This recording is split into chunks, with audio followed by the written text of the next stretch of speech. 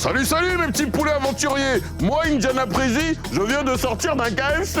Ben ouais, la pyramide du roi Khéops. Khéops FC. KFC. Hein, ok, je sors. Attends, bah, je suis déjà dehors. Eh ben franchement, j'aime bien ce pays, hein. On découvre des trucs tous les jours.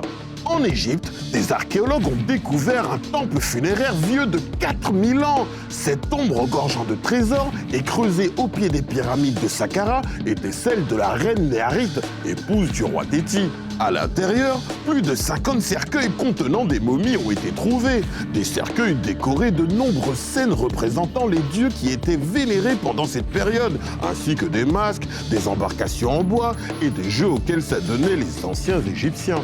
En tout cas, eux, ils n'ont pas des siècles d'existence car ils sont fresh of the day. Ce sont nos 3 mots du jour. 3 mots pour une actualité fresh of the day. Moi, ça, je l'ai déjà dit. Alors, mon petit poulet, dans l'actu, il faut que je te parle d'une application qu'il faut absolument avoir. Non, pas tout de me. L'application dont je te parle, elle s'appelle CyberHelp. Elle lutte contre le harcèlement sur Internet.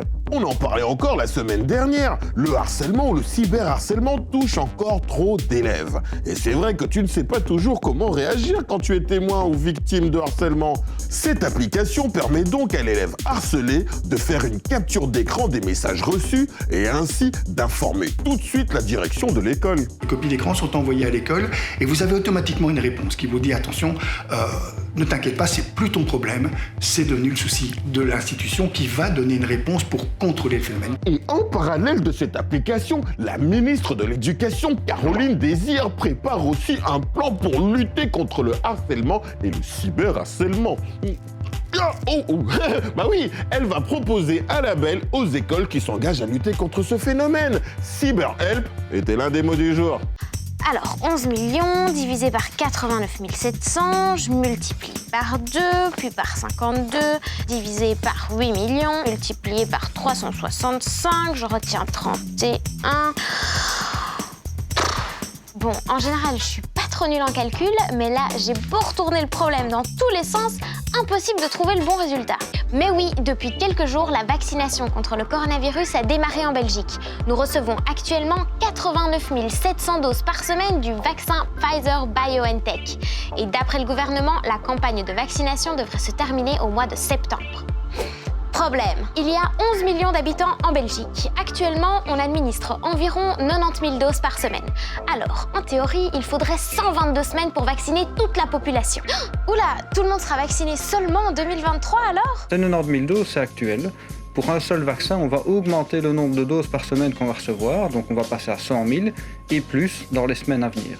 Deuxièmement, d'autres vaccins vont arriver sur le marché. Il y a déjà le cas du vaccin Moderna qui commence à arriver, avec un certain nombre de doses par semaine également, et au moins 2 vaccins qui vont également arriver sur le marché dans les mois à venir, ce qui fait que le nombre de doses va considérablement augmenter par semaine pour arriver, on l'espère, à vacciner 8 millions de Belges d'ici le mois de septembre.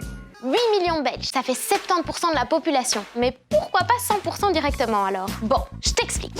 Pour bien comprendre ce chiffre de 70%, il faut tenir compte du taux de reproduction de base du virus. C'est ce qu'on appelle le R0. Ça a l'air compliqué comme ça, mais c'est facile à comprendre. R0, c'est en fait le nombre de personnes que l'on peut éventuellement contaminer si l'on est soi-même contaminé.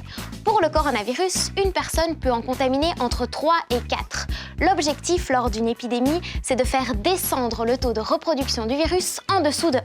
C'est sur cette base de ce R0 qu'on va calculer le nombre d'individus, la proportion d'individus qu'on doit vacciner pour espérer avoir ce qu'on appelle une immunité de masse, c'est-à-dire qu'il y ait suffisamment d'individus vaccinés que pour la maladie s'épuise d'elle-même et que même des personnes non vaccinées puissent ne plus être malades.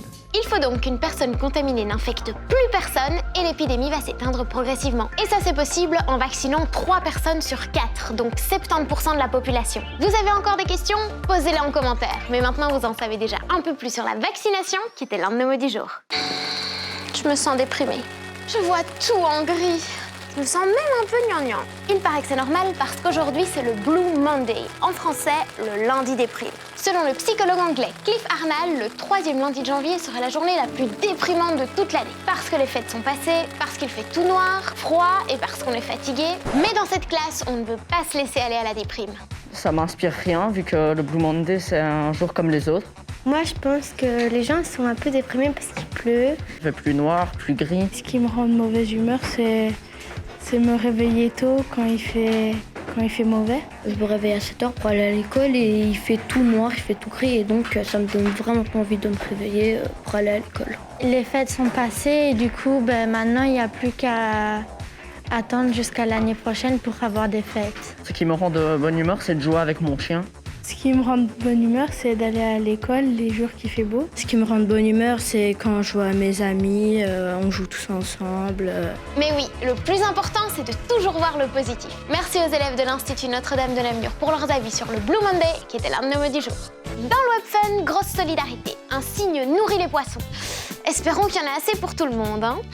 Mais peut-être qu'il fait ça pour les rendre plus gros et avoir encore plus à manger quand il les engloutira après. Mais non, ça n'a rien à voir, Luana. C'est parce que tous les humains sont en télétravail et moi, je suis obligé d'effectuer les tâches un petit peu ménagères. Je leur donne à manger et eux, ils viennent me nettoyer les plumes après. Ah ouais. Alors mes petits poulets, du côté de la météo, l'équation est simple. Pluie plus pluie égale pluie. Et même si les températures seront plus chaudes que d'habitude, c'est pas Copacabana. Mais on s'inquiète pas, on gère, on va faire comme lui, notre star de la météo du jour. Ouais. On met tout ce qu'on veut, du moment que dedans il y a un parapluie et une veste à capuche. Hein. Faut pas oublier, un pluie. Et on n'oublie pas de souhaiter un Copacabaniversaire à Aloïs, Chahine et Victor. Copacabaniversaire, mes petits poulets. Et voilà mes petits poulets, on se retrouve demain 18h50 sur Ouf TV. Et bien sûr, on le rappelle, on est sur les réseaux sociaux, venez nous voir.